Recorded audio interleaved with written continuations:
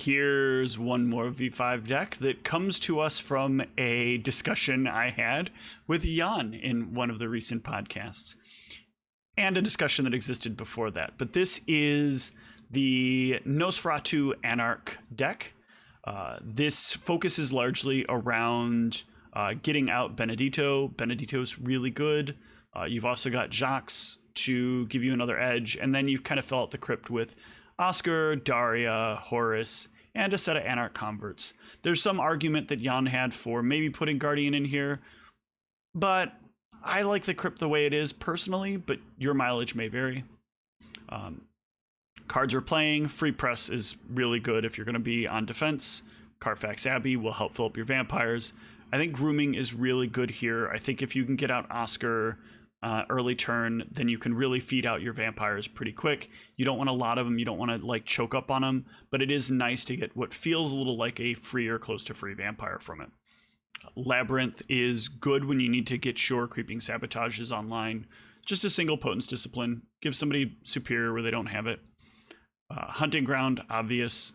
Some Villains as well. You gotta slurp some as well, just to keep you alive sometimes. A Warsaw Station, this card with Creeping Sabotage, so good. So very good. We're running 7 Creeping Sabotages. I think this is right around the perfect number. I think somewhere between 6 and 8 is right. You want enough that you can recover if somebody burns 1 or 2, but not so many that you draw them when you don't want them. Heroic Might. This could also maybe not be here, but I do feel like this can give you a pretty significant advantage in combats if you can manage to get it, though it is a bit costly. Forgotten Labyrinths also help you get out Creeping Sabotage, along with some Lost in Crowds, and Swallowed by the Night to also maybe help you win in some combats.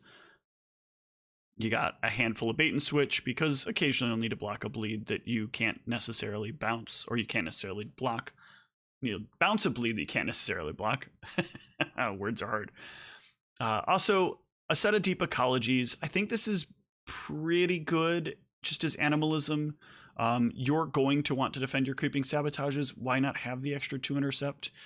In addition to that, with the Warrens that you're going to get as well when they're going at something you have.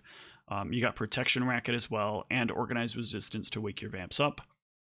For Combat Package, we're running a set of carrying... A decent set of Carrying Crows, decent amount of disarms, some dust ups because it's good to dodge with the additional. You've also got the option of a dodgeless strike or a bigger hand strike. Your choice, you choose. Remember, you can play additional strike with the dodge and a second one of these for more damage. You got Grapple. Grapple keeps everybody close, and some Tastes of Vitae.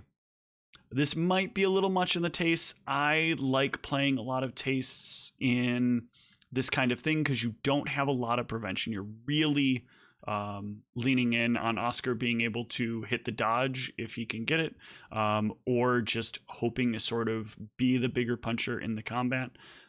You are a little more susceptible to ag damage, which does make you have to pick your combats. Gangrel might be a bit of a problem. So keep that in mind as you're doing this. You may be moving to long a little bit more often than you'd like. But I think overall this package is pretty good and kind of what you're going to want to need if you want to give Creeping Sabotage a try. But that's just my opinion. Maybe we'll see how it goes on this Sunday. Take care.